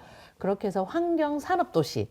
그리고 이제 세 번째는 그럼에도 불구하고 이미 재난 상황처럼 와버린 기후 변화에 적응하고 거기에 시민들이 안심하고 살아갈 수 있도록 하는 환경을 조성한 기후 안심 도시. 요게 크게 이제 3대 전략이고, 여기에 이제 8대 과제들은 녹색 전환 도시, 그러니까 녹색 에너지 전환 도시라고 보면 돼. 에너지와 관련해서는 핵심은 에너지 재생에너지를 확대하고 그 에너지를 디지털 기반한 AI 기반한 산업 기술로도 확대하는 게 있는데, 핵심은 시민이 주도하게 하겠다 이게 있고, 두 번째로는 산업 도시와 관련해서는 미래 환경 산업 융합 산업을 메카가 되겠다고 하는데 전체를 다 할 수 없으니까 광주가 인공지능 기반한 스마트 환경 관리를 좀 주도하겠다. 그리고 지금 물순환 선도 도시 사업을 시행하고 있거든요. 그래서 깨끗한 물환경 산업을 중심으로 해서 기후 환경 인프라를 좀 갖추겠다 이게 있습니다. 세 번째 기후 안심 도시와 관련해서는 최근에 이제 뭐 국비 사업도 따오고 굉장히 홍보도 많이 된 청정 일종의 이제 미세먼지들 한참 힘들었잖아요. 그래서 청정 대기 산업, 공기 산업의 메카가 광주가 좀 선도해 보겠다. 그래서 그런 미세먼지나 공기 이런 문제로부터 시민들이 안심하는 도시, 기후 안심 도시를 만들겠다. 그렇게 해서 나오는 곳들을 통해서 기후 환경 일자리도 만들고, 그런 일자리를 통해서 시민들이 안정적인 삶을 좀 영위하도록 하겠다 하는 것이 광주의 이제 3대 전략 뭐 8대 과제인데, 요게 이제 하나씩은 사실은 굉장히 디테일하고 네. 구체적으로 실행계획을 세우는 게 좀 필요할 것 같습니다. 네, 그럼 디테일한 설명은 좀 잠시 후에 조금씩 또 언급을 해주시라는 생각이 드는데요. 이유진 장관께서도 뭐 이 3대 전략과 네. 8대 핵심 과제에 대해서 말씀해 주시죠. 네, 저는 아주 잘 세웠다. 우리가 사실 기후 문제에 대해서 본격적으로 정책을 집중해 본 적이 별로 없습니다. 그리고 실제로 이 광주의 온실가스 배출량도 지금 좀 정체 상태에 있죠. 네. 이걸 획기적으로 줄이면서 이제 광주 사회를 변화시켜야 되는데, 그렇게 하기 위한 상당히 중요한 동력으로 광주는 기술과 시민을 앞세우고 있다라는 것이 상당히 중요한 전략인 것 같습니다. 그래서 시민들도 최근에 기후 위기에 대한 인식이 상당히 높아졌고요. 특히 우리 광주 시민들께서는 매주 금요일 날 이 기후 위기 비상 행동 이런 것들을 통해서 이 정말 뭔가 행동해야 된다라는 것들을 많이 촉구하고 계시는데, 그런 의미에서 우리가 이 에너지가 안 쓰이는 곳이 없다 보니까 시민들과 연결되어 있는 모든 영역에서 정책이 필요합니다. 예를 들면 에너지 전환은 당연한 거고요. 그리고 자원 순환 부분, 최근에 폐기물이 매우 많이 늘어나지 않습니까? 이거 폐기물 만들고 이 플라스틱 같은 거 처리하는데도 다 에너지가 듭니다. 그래서 자원 순환하기 위한 이런 도시를 만드는 거, 거기에 도시의 먹을거리와 식품 폐기물에 대한 대책 이런 것들도 필요하고요. 또 광주 같은 경우에는 이제 최근에 채식이라든지 이 먹을거리에 대한 전환 이런 것들도 활동하는 시민들도 꽤 많은 것으로 알고 있습니다. 지금 유럽 같은 경우에 그린딜 준비를 하면서 이제 이 과도한 육식이 기후 위기에 미치는 영향 여기에 대해서도 규제가 필요하다라고 하면서 이 육류세 같은 것들도 논의가 되고 있거든요. 네. 그래서 제가 방금 말씀드렸던 광주의 우리 기본적인 정책, 우리 3대 전략과 8대 핵심 과제가 있고 그런 과제들이 시민들이 원하고 행동하고 싶은 분야, 예를 들면 에너지, 자원 순환, 그리고 자전거라든지 생태 교통 분야, 그리고 아까도 말씀드렸던 채식이라든지 먹을거리 전환 분야, 이런 분야들이 지금 좀 촘촘하게 짜져 있고 그래서 요걸 바탕으로 시민들이 좀 신나게 기후변화 걱정만 말고 내가 이거 하고 싶어 라고 했을 때 우리 행정은 이런 계획을 갖고 있습니다. 같이 한번 만들어 보시죠 라고 소통할 수 있는 이런 정책으로 지금 좀 만들려고 하고 있는 것 같습니다. 네. 그리고 앞으로도 더 다듬어 가야 될 과제도 있는 것 같고요. 네. 두 개가 좀 만나는 게 중요하다라는 이런 얘기를 드리고 싶었습니다. 네. 예. 자, 그래서 그 3대 전략 중에 이제 하나하나를 좀 보겠습니다. 녹색 전환 도시라고 이제 알려주셨는데 시민 모두가 과연 이 녹색 에너지를 생산하고 또 이용하는 일이 어떻게 하면 가능할지 어떻게 보십니까? 이민철 위원장께서 좀 말씀해 주시죠. 사실 녹색 에너지를 생산한다, 그러니까 에너지를 생산한다는 거는 돈을 번다는 말이거든요. 네. 쉽게 생각하면. 그래서 시민들이 이 에너지를 생산할 수 있는 것을 행정적으로 지원하고 거기에서 수익을 시민들이 가져가게 하면은 이게 이제 독일 모델이지 않습니까? 그러면 요새 이제 사람들이 쉽게 이야기하는 게 은행 이자가 1%가 안 되지 않습니까? 네. 근데 이제 햇빛 발전을 하게 되면 보통 3%에서 5% 정도 수익을 이야기를 하거든요. 그래서 다른 지역에서도 보면 펀드 모집하면 금방 펀드 100억 뭐 이렇게 모집이 된다고 하는데 우리도 이제 전략을 아까 시민 알리백 뭐 이야기를 했다면 이 부분에 시민들이 태양광 그러니까 햇빛 발전을 통해서 돈을 벌 수 있도록 해주면 그것이 이 알리백을 하는데 굉장히 빠른 길이다. 그래서 저는 이제 전략적으로 보면 시민 알리백, 기업 알리백, 공공기관 알리백 이렇게 좀 가면 좋겠다. 왜냐하면 광주시가 이걸 에너지 자립도시 2045를 선포했는데 그럼 광주시 시청사부터 알리백 해야 되거든요. 네. 그다음에 각 구청 청사부터 그다음에 시산하기관이 굉장히 많지 않습니까? 지금 국제기후환경센터 건물도 알리백이 안 돼 있지 않습니까? 됐습니까? 역시 대단하십니다. 그래서 시청, 시산하기관, 공공기관부터 먼저 알리백하고 그 다음에 지금 논의되고 있는 빅그린 산단의 알리백 그리고 우리가 계속 뭐 이야기 많이 나오는 것 중에 하나가 이제 제2순환도로에 그 방음벽이 있는데 거기다가 이제 태양광 발전을 해서 한 10메가, 20메가 정도의 뭔가 태양광 발전하자. 그러면 우리 집에 저도 이제 집에 태양광을 할 수가 없거든요. 그러면 그렇게 안 되는 분들은 그런 이제 대규모 태양광 할 때 거기에 펀드에 참여하는 방식으로 시민 알리백을 할 수 있지 않을까 생각이 듭니다. 네, 시민들이 뭐 그동안 이제 소비의 주체였다면 이제는 에너지도 우리가 만들어내는 생산의 주체가 될 수 있게끔 할 수 있는 부분. 황철호 박사께서도 이 부분에 대해서 뭐 한 네. 말씀 더 붙여주시죠. 그 AI 그린 뉴딜 앞에 원래 가로가 있거든요. 네. 거기에 정의로운입니다. 아, 그래서 그렇군요. 정의로운 AI 그린 뉴딜이 정의로운이 왜 들어왔냐면, 그러니까 무엇이 정의롭다는 거에서 에너지의 선택권을 주자라는 게 있었습니다. 그래서 네.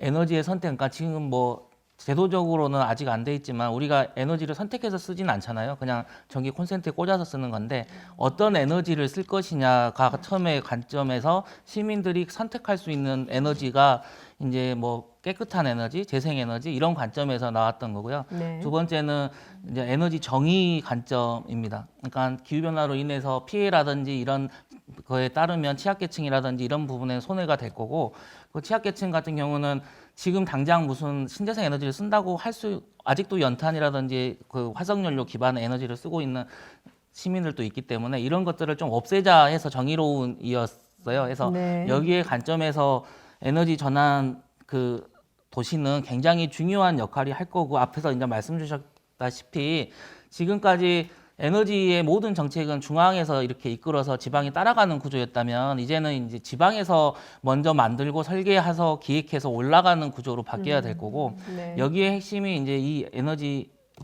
도시일 것 같습니다. 그래서 방금 말씀 주셨다시피 곳곳에 태양광을 깔아서 산업화하는 것도 중요하지만, 대규모 단지를 시가 좀 주고 뭔가를 발굴해주고 여기에 시민이 참여할 수 있는 게 오히려 소득이라든지 향후에 비즈니스 모델 측면에서 낫거든요. 그래서 시는 지속적으로 유유 가능한 태양광 부지라든지 이런 곳을 찾아내고 여기에 시민들이 참여할 수 있는 구조로 나아가야 될 것 같고, 지금 태양광만 너무 일편도로 가고 있습니다. 네네. 근데 실질적으로는 뭐 하수 처리장의 뭐 수요를 이용한다거나 여러 가지 다양한 방식들이 있는데, 광주시에 지금 현재로 봤을 때는 너무 태양광 위주로만 가지 않나. 그러면 이게 수익하고 직접적인 연관이 있기 때문에 수익을 높이기 위해서는 태양광 이외의 다른 발전원에서도 좀 도출을 해서 추진하는 방법이 좋을 것 같습니다. 네. 그거는 한마디 좀 덧붙이고 싶은 네네. 게 있어요. 이왕 이런 자리니까 그 말씀하신 것처럼 태양광만으로는 실상 어렵거든요. 100% 자립이.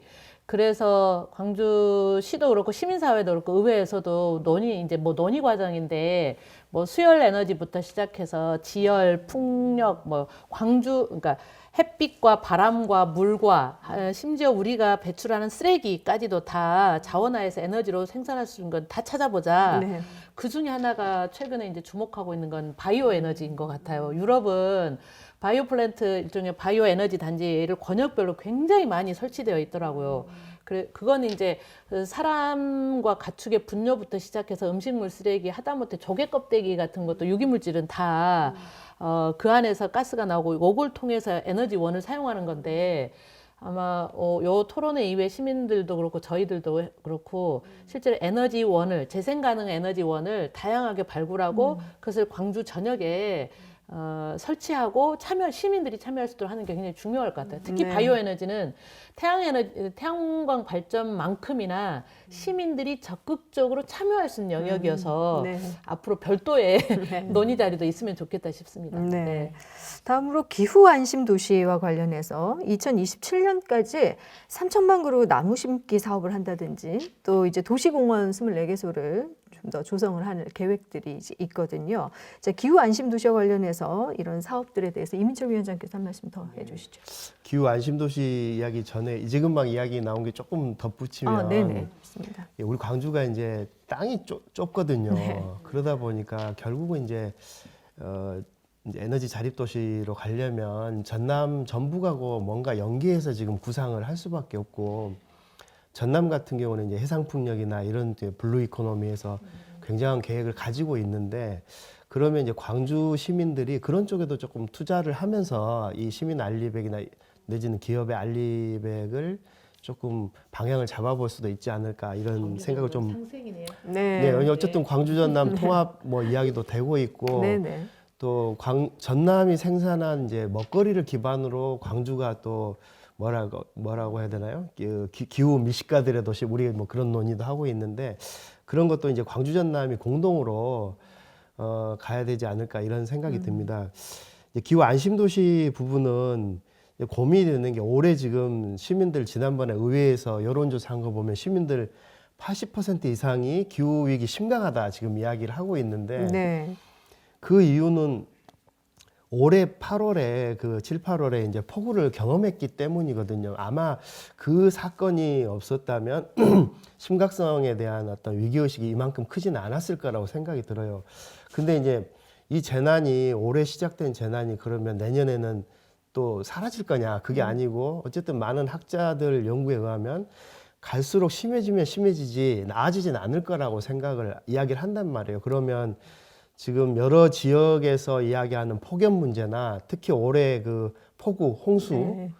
예를 들면 올해 그 물에 잠긴 지역은 이후에도 물에 잠길 그렇죠. 확률이 높지 않습니까? 네. 그러면 이런 이제 폭염이나 폭우에 대한 대책을 빨리 세우지 않으면은 이게 계속 반복되거나 강해질 거거든요. 그러면 이 기후 안심도시 측면에서는 다른 뭐 여러 가지가 필요하고, 3천만 그루 나무 심기, 뭐 최근에 백년숲 여러 가지가 있지만은 특별하게 현재 피해를 보고 있는 폭염 폭우 지역에 대해서는 긴급 대책을 마련해서 내년에 그럼 홍수나면 이거 어떻게 할 거냐의 대책을 바로 세워야 된다 이렇게 좀 말씀드리고 싶습니다. 네. 자, 이유진 전문가께서도 네. 기후 안심 도시와 네. 관련해서 말씀해 주시죠. 기본적으로 우리가 배출량을 줄이는 것과 동시에 또 그걸 흡수할 수 있는 흡수원을 확보하는 게 상당히 중요합니다. 그러려면은 도시를 녹색지대로 만들어서 그러니까 흡수 총량을 이게 늘리도록 해야 되는데요.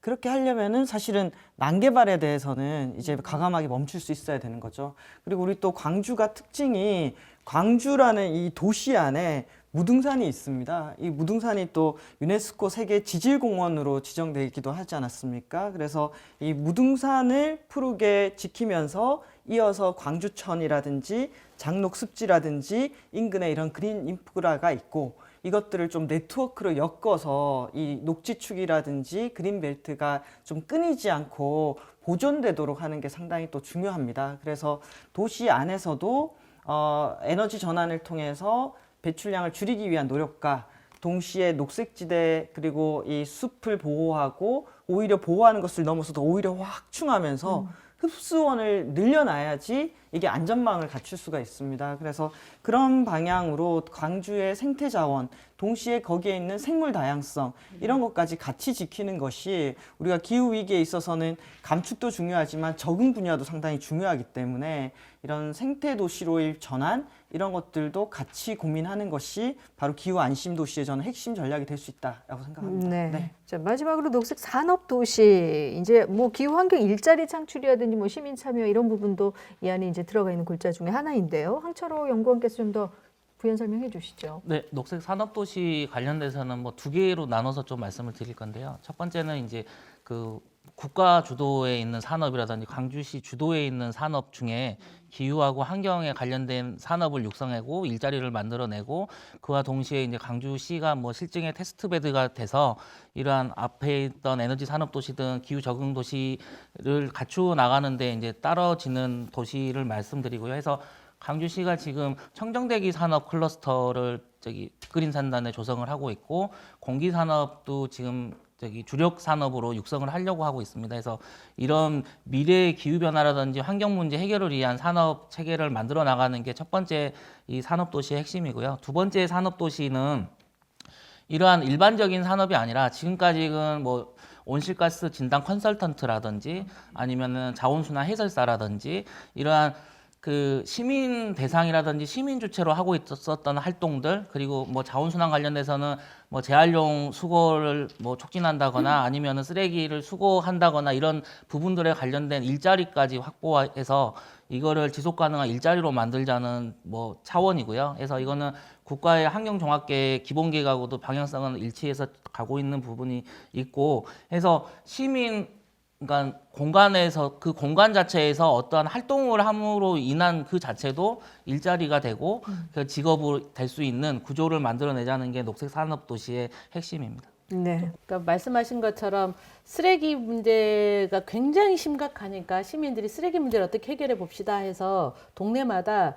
자원순환 활동 하시는 분들이 있어요. 근데 지금 대부분 자발적으로 봉사활동하는 건데 실제로 이 쓰레기가 폐기되지 않고 자원으로 재활용되는 경우를 만들어야 사실 우리가 탄소 중립으로 갈 수 있는 건데 그 과정에 시민들이 직접 옆 시민들한테 교육하는 것부터 또 분리배출하는 과정에 뭐 하는 일까지도 일자리가 되는 게 있고 두 번째로는 저희가 에너지 전환과 관련해서 100% 에너지 자립의 핵심은 재생에너지로 전환하는 게 있고 에너지의 효율을 높이는 게 있거든요. 건물의 에너지 효율을 높이는 게 있고 또 에너지 사용의 수요 관리하는 측면이 있는데 이 과정에 뭐가 엄청 중요하냐면 건물의 에너지, 재생에너지 효율을 높이는 단열이나 이런 걸 해야겠잖아요. 네. 그러니까 오래된 노후 건물부터 시작해서 그런데 이거는 동네에서 그냥 단순한 인테리어 넘어서서 실제로 그린 리모델링 과정에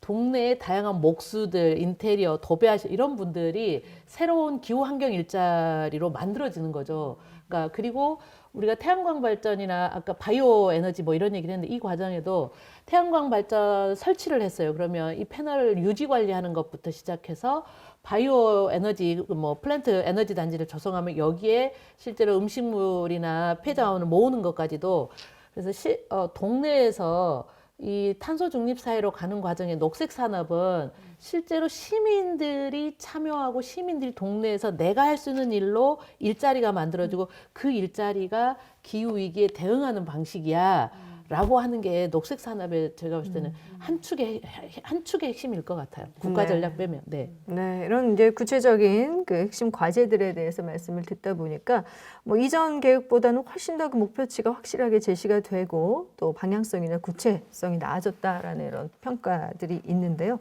어떻게 보십니까? 정말 우리가 에너지 자립 도시가 2045년이 됐을 때, 그때를 좀 상상했을 때 이민철 위원장께서는 네, 어떻게 생각하시는지? 뭐 환상적이죠. 근데 네. 2045년 이제 25년 남았거든요. 근데 요새 보면 시간이 금방 네, 가더라고요. 그렇죠. 2000년 우리가 밀레니엄 할 때 2020년 2020 이야기했지만 상상 속의 이야기였는데 20년 금방 왔거든요. 네. 25년 저는 금방 갈 거라고 생각이 드는데 2045년에 광주시가 탄소 중립 에너지 자립 도시가 된다는 게 무슨 의미일까 생각을 해보면 지난 한 100년 광주라는 이 도시가 산업화 시대에 여기까지 이렇게 왔다고 하면 이제 30년 후에는 뭐냐면 그 이후에 새로운 도시로 수백 년을 가야 된다는 말이거든요. 네. 그러면 이제 그 이후에 2045년, 2050년 이후에 광주라는 도시가 100년, 200년, 300년 갈 수 있는 그 문명의 기초를 이 30년간 만드는 거다. 저는 그런 생각이 들어요. 그래서 이 거대한 전환기다. 지금 거대한 전환이 지금 시작되는 것이고 그렇게 해서 만약에 25년을 그렇게 할 수만 있다고 하면은 광주는 이전까지는 계속 서울을 쳐다보면서 따라가는 후발주자였다고 하면 네. 이제 광주가 새로운 어떤 도시 모델을 선도할 수 있는 그러니까 앞에 지금 모델이 없거든요. 네. 결국은 각 도시가 기술과 시민의 어떤 힘을 기반으로 해서 새로운 도시를 지금 만드는 시점이기 때문에 광주는 어쨌든 아까 계속 우리가 토론했던 AI, 디지털 그리고 광주가 어느 도시보다 강하게 갖고 있는 시민의 파워 요걸 기반으로 저는 새로운 도시를 만들 수 있고 그게 만약에 이제 2025년에 만들어진다고 하면 이제 우리 후손들한테는 야 이게 완전히 이제 새로운 도시를 선물할 수 있다 그런 측면에서 굉장히 환상적인 꿈이다라고 생각이 듭니다. 네. 김광남 위원장님 어떻습니까? 저는 이제 구체적으로 그림을 좀 그려보면 이게 그냥 광주는 아까 무등산이 있고 광주천이 있고 영산강이 있고 최근에 국가습지로 지정받은 장록습지가 있어요. 황룡강에 장록습지가 있는데 일종의 생태축이 있죠. 그리고 광주 시민들이 위대하게 만든 푸른길이 있어요. 옛날 푸른길 폐선부지를 그 푸른길을 굉장히 시민들이 사랑하고 좋아하는 공간인데 저는 2045년에 에너지 자립되고 탄소 중립이 된다고 하는 건 도로 위에 자동차가 없어도 살 수 있는 도시라는 생각을 하니까 현재 다행히 광주가 지하철 1호선과 2호선이 개통되잖아요. 네. 그러면 지하철 1호선, 2호선과 그 역을 중심으로 조그만 전기버스 시민들의 그리고 아니면 자전거와 도보로 그래서 지금은 각종 도로에 막 주정차된 불법 주정 도로들이 난무했는데 그때 되면 도로 위는 지상은 나무와 숲길로 넘쳐나는 도시가 되지 않을까 이런 상상을 해요. 야, 그러면 얼마나 이 도시가 살고 싶은 도시가 될까 이게 있고 두 번째로는 최근에 서울에 한 참 가슴 아픈 사연인데 사망한 지 5개월 만에 발견된 어머니 이야기가 있어요. 아들이 지적장애인이었는데 이제 전기도 끊기고 뭐 또 끊기고 이런 상황 아니었겠어요. 근데 45는 에너지 자립이 된다고 하는 건 우리가 흔히 볼 수 있는 햇빛과 바람과 물과 음식 쓰레기로 에너지를 만드는 거니까 실은 전기가 끊기고 수도가 단절돼서 그런 상황에 처한 상황은 없을 것 같아요. 동네 권역별로 에너지 내가 조금 더 생산한 에너지를 우리 동네에 에너지가 없는 세대가 어디야. 네. 그렇게 해서 다 수요 관리가 되는 사회가 오는 거라서 저는 에너지 빈곤층 요즘에 네. 보면 조금만 뭐 힘들면 전기세 단절되고 전기요금 끊겨가지고 단절되고 이러는데 그래서 2045년에 그 도시라고 하는 건 푸른 숲과 굉장히 그래서 여유로운 그래서 굳이 물질에 뭐 여러 가지 추구하지 않아도 여유가 생기는 그리고 동네에서 광주라는 도시에서 극한의 빈곤으로 인해서 그런 사망의 단계에 이르지 않는 정도를 상상할 수 있지 않을까 네. 이런 생각을 좀 해봤습니다. 네, 아이들이 그리는 그림 속에 그런 이상적인 어떤 도시가 현실적으로 정말 이제 와닿을 수 있으면 좋겠다는 생각이 드는데 이게 이제 너무 이상적이다라고 느끼실 수 있지만 앞으로는 이게 이제 현실화 될 수 있도록 노력을 해야 하는 부분에서 뭐 시간이 얼마 남진 않았습니다만 좀 더 노력해야 될 부분에 주안점을 두고 좀 설명을 들어봤으면 좋겠습니다. 지금 중소벤처기업부로부터 광주 그린에너지 ESS 발전 규제 자유 특구가 최종 지정됐는데 이 내용에 대해서 황철호 연구원께서 좀 알려주시죠. 네, 그 뭐 쉽게 말씀드리면 지금까지 에너지에 관련된 거래라든지 이런 부분은 국가가 주도를 하고 있고요. 국가의 기관인 이제 한전에서 독점해서 이렇게 사업화를 하고 있었습니다. 그래서 일반 시민들이라든지 일반 기업에서는 이러한 실증 거래 자체를 할 수 없었고요. 그래서 이러한 부분들을 개선하고 그리고 이제 태양광 발전, 신재생 에너지 발전에서 가장 큰 축이 저장 장치거든요. 그러니까 신재생 에너지원의 단점이 저장을 할 수 없다는 거고 여기에서 중요한 게 이제 에너지 저장 장치인데 이러한 에너지 저장 장치를 기본으로 해서 규제를 좀 풀어주고 자유롭게 거래할 수 있는 이제 기반 사업이라고 보시면 될 것 같고요. 그래서 뭐 시민은 지금까지 전부 공급자 관점이었는데 이제 공급자가 아닌 생산자 관점에서 뭐 프로슈머라고 하는 이러한 그 전력 거래에도 참여를 할 수 있는 부분이라든지 아니면 전기차라든지 수소차라든지 이러한 자동차하고 저기 저장 장치를 연계하는 사업이라든지 이러한 그 지금까지 국가에서 주도했다면 이제는 민간에서 주도할 수 있는 산업 생태계를 조성하자는 게 이 사업의 취지입니다. 네. 자, 그리고 그린에너지 기술분과위원회, 그리고 또 그린에너지 제도분과위원회가 이제 조성했는데 어떤 일을 하는 거죠? 네. 그 방금 전에 ESS 발전 규제자유 특구랑도 다 연관되는 건데 네네. 시민들이 재생에너지 생산자가 됐어요. 태양광 발전을 설치해서 생산을 했는데 지금은 다 한전이 독점하고 있으니까 이걸 판매를 할 수가 없단 말이에요. 그러니까 네. 에너지를 많이 생산했는데 내가 쓰고도 남아요. 그 남는 거를 ESS 저장 장치 저장했다가 필요한 사람들한테 판매할 수 있게 하는 것이 일종의 이 규제자유 특구 사업의 핵심인데 이런 사업들이 실제로 법과 제도에서 뒷받침되어야 될 측면들이 많이 있는 거죠. 그래서 네.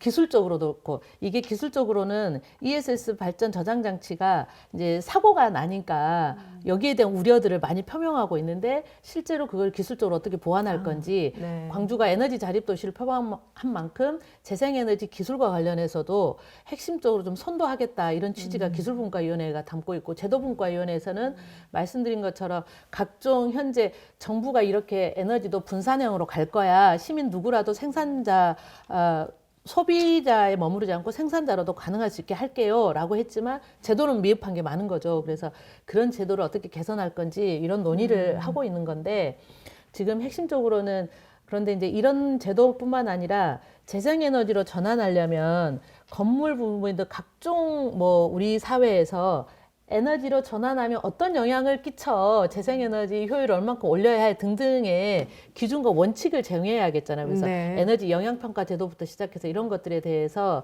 기준안을 만들고 그래서 광주형 그린 뉴딜의 선도도시로 가는 데 있어서 기술적 뒷받침, 제도적 뒷받침을 좀 하겠다. 이렇게 해서 네. 계속 회의하고 논의하고 있는 네. 그룹이라고 보시면 될 것 같습니다. 지금 김광래 위원장께서 또 그 안에 들어가 있기 네, 때문에 제가 참여를 하고 있습니다. 네, 이런 제도를 또 마련하는 데 네. 노력을 해 주실 거라는 생각이 들고 또 한 가지 그 이제 에너지 영향 평가 제도를 계속해서 관리하겠다. 수요 공급과 관련해서도 양방향 관리가 이제 필요하다고 하는데 이 제도에 대해서 이유진 자문관께서 간단하게 좀 설명을 해 주시죠. 네네. 그 지금 얘기하신 게 상당히 중요한 포인트인데 그동안 에너지는 중앙정부의 사무지 지방정부가 하는 게 아니라고 생각을 했었어요. 그런데 광주가 우리 2045년 에너지 자립해야지. 그런데 이 정도의 목표를 실천하려고 하면은 기술이라든지 제도에서 지방정부의 재량권이라든지 제도 개선 사안들을 아주 적극적으로 발굴해야 되는 이런 상황이 된 거죠. 그거의 일환으로 에너지 영향 평가 제도도 또 같이 있게 되는데요. 이거는 우리 광주 안에서 건물을 새롭게 짓거나 또는 인허가하거나 또는 프로젝트를 할 때 이 새롭게 지어지는 건물이라든지 프로젝트가 에너지 분야에서 얼마만큼 소비량이 증가하게 될 건지, 그럼 이렇게 증가하게 되면은 우리가 2045년 자립도시를 표방했다 그랬을 때 이 허가 이전에 이 건물이라든지 프로젝트에 대해서 에너지 자립 계획을 같이 내도록 한다라든지 이런 네. 것들이 수반이 돼야지 우리가 목표로 삼은 2045년 에너지 자립 도시의 제도적인 기반이 되는 거죠. 그래서 지금 광주시 같은 경우에는 에너지 영향 평가 제도, 우리가 마치 환경 영향 평가를 하듯이 네네. 에너지에 대한 영향 평가를 하겠다라고 제도를 준비하고 있는 것으로 알고 있습니다. 네, 정말 어떻게 보면 광주시가 지자체 중에서는 또 최초로 오늘 우리가 다룬 그린 뉴딜 정책 이렇게 선도적으로 이제 진행을 하는데 이 중앙 정부의 역할이 또 중요할 것 같습니다. 사실 제대로 지원을 하고 있는지 혹은 또 부족한 부분이 있다면 또 도움을 줘야 할 부분이 있을 것 같은데요. 그에 대해서 한 말씀씩 좀 해주시죠. 먼저 김광련 위원장께서 한 말씀 좀 해주시죠. 실은 이제 이 부분에서 중앙정부에 할 말이 많죠. 그래서 저 짧게 하겠습니다. 네네. 각 지역마다 조건이 다 다른 거죠. 그러니까 탄소 중립으로 가기 위해서도 탄소 배출원이 어느 부문이 많은지도 지방 정부마다 다르고 농촌이 다르고 도시가 다르고 도시마다 또 다르죠. 그리고 제 에너지 전환하는 데서도 어떤 곳은 전남은 풍력으로 갈 수 있고 광주는 뭐 택도 없고 뭐 이런 것들이 있으니까 그러면 각 지방 정부마다 자기의 특색에 맞게 그린 뉴딜 전략을 추진하고 성공할 수 있도록 중앙 정부에서는 지방 정부 너희들 알아서 해봐. 그러면 탄소 중립 사회로 가는 데 있어서 에너지 전환을 요만큼 정도는 목표 달성을 해봐라고 통으로 주는 게 필요하거든요. 이게 일종의 포괄 예산이라고 하죠. 예산을. 네. 그런데 중앙 정부가 지금 그렇게 하지 않고 국토부, 환경부, 어디죠? 교통부 다 따로따로 나뉘어 가지고 다 꼬리표를 달아서 요거에서만 써. 그린 리모델링으로 15년 된 건물, 공공건물에서만 이 예산을 쓸 수 있어. 너희도 공모해. 국토부 이렇게 돼 있고 환경부도 스마트 그린 도시 시티와 관련 이러이런 조건을 가지고 너희들 응모해봐. 이러니 지자체의 조건과 상황에 맞는 걸 할 수가 없는 거죠. 그래서 네. 저는 핵심적으로 하고 싶은 건 광주가 그린 뉴딜을 성공하려면 중앙정부가 꼬리표 달지 말고 포괄적으로 지방정부 자유를 좀 최대로 늘려주는 방향에서 지원해달라 요 얘기를 좀 드리고 싶습니다. 네, 이효진 전문가께서 저도 어떠십니까? 이 포괄 예산 제도가 지금 가장 핵심이라고 할 수가 있습니다. 네. 이게 정부가 이미 계획을 다 짜놓은 상황에서 이제 지자체 같은 경우에는 공모에 막 계속 이렇게 의존할 수밖에 없는 상황인 거죠. 그러면은 이 공모를 지원할 수 있는 지자체도 있고 여력이 안 되는 건 아예 이런 공모조차도 시도도 못 해보게 되는 건데요. 이게 오히려 지방 정부가 우리의 계획과 플랜 아래에서 그린 리모델링을 하더라도 어떤 곳은 유치원을 하는 곳이 더 좋을 수도 있고 어떤 곳은 이제 경로당이라든지 보건소를 리모델링 하는 게 더 좋은 곳일 수도 있습니다. 그런데 우리 같은 경우에는 너무 항목 하나하나를 중앙정부가 너무 결정을 많이 합니다. 그래서 오히려 저는 예산에 있어서 포괄 예산제를 도입을 하고 그러면 지방정부 뭘 믿고 우리가 그렇게 지원하냐라고 했을 때 온실가스 감축이라든지 일자리 확대라든지 이런 성과 지표만 관리를 하고 예산에 대한 이런 목적이라든지 사용 이런 것들에 대한 재량권은 줘야지 지역에 맞게 계획을 수립해서 실행할 수 있다라고 생각합니다. 저는 결국 예산이 아주 핵심이 아닌가라는 생각이 듭니다. 네, 정부에 바라는 점에 대해서 들어봤는데요. 시간이 거의 다 돼서 마무리 말씀으로 시민 여러분들에게 당부하고 싶은 말씀과 함께 오늘 또 미처 말씀 못하신 부분이 있으면 듣도록 하겠습니다. 먼저 이민철 위원장께서 마무리 발언 해주시기 바랍니다. 네. 올해 시민들이 이제 기후위기 비상행동도 했고 그리고 올해 시민총회에서 이제 내년 2021년에 우리 광주 시민들이 함께 실천 과제로 무엇을 할 것인가 여러 의제를 받고 또 투표도 하고 시민들이 마지막으로 합의한 주제가 기후위기 대응이었어요. 그러니까 그만큼 광주 시민들이 기후위기 대응에 대해서 높은 인식을 가지고 있고 또 행동하고 있다 이렇게 생각이 듭니다. 저는 무슨 생각이 아까 30년 이야기도 했지만 우리가 어쩌면 이 문제를 해결할 마지막 세대일지 모른다. 그러니까 다시 말하면 우리가 이번에 혁신을 하지 않으면은 우리가라고 하는 건 이제 이 TV를 보고 계신 뭐 연령과 상관없는 모든 분이라고 생각이 들어요. 우리가 지금 이 문제를 해결하는 혁신을 하지 못한다면 다음 세대는 사실상 이 세계에 존재할 수 있을지조차도 모르고, 그래서 이제 세계적으로 보면 멸종저항이라는 단체가 활발한 활동을 하고 있는데, 마지막이라는 생각을 가지고 우리 세대, 그러니까 지금 살고 있는 우리가 이 문제를 함께 해결하면 좋겠다, 이렇게 좀 말씀을 드리고 싶습니다. 네. 다음 황철호 연구원께서 마무리 말씀해 주시겠습니다. 네.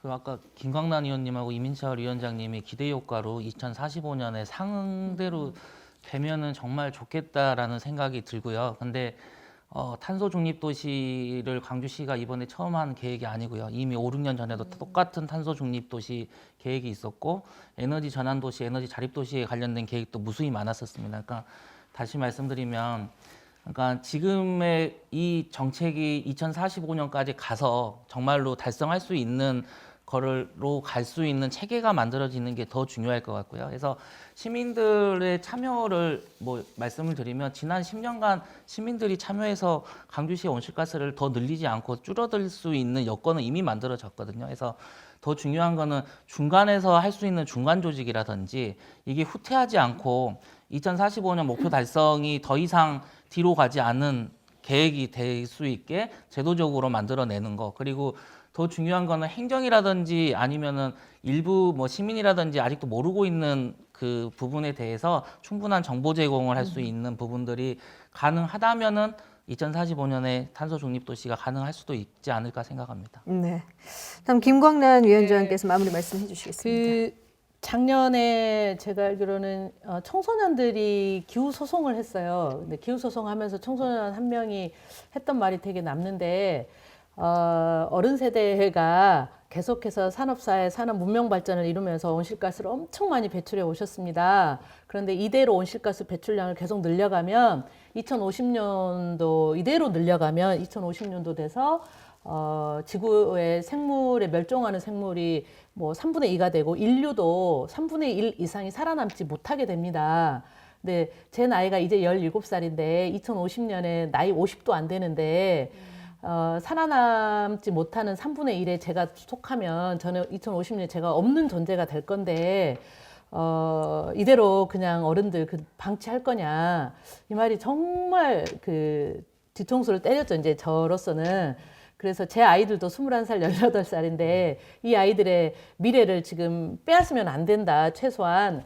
그러면 전면적이고 전환적으로 온실가스 배출을 완전하게 줄이는 대로 모든 산업과 경제정책이 돌아서 정치가 그 역할을 해야 된다라고 생각을 하고 있는데요. 시민 여러분들께서도 이 온도 차이가 있긴 할 것 같아요. 그런데 관심 갖고 내가 실천할 수 있는 것뿐만 아니라 기업과 산업계도 이 일에 동참할 수 있도록 함께 관심 가져주고, 또 정치나 행정이 그거 잘하라고 목소리도 내주고 그러면 좋겠다 말씀드리고 싶습니다. 네.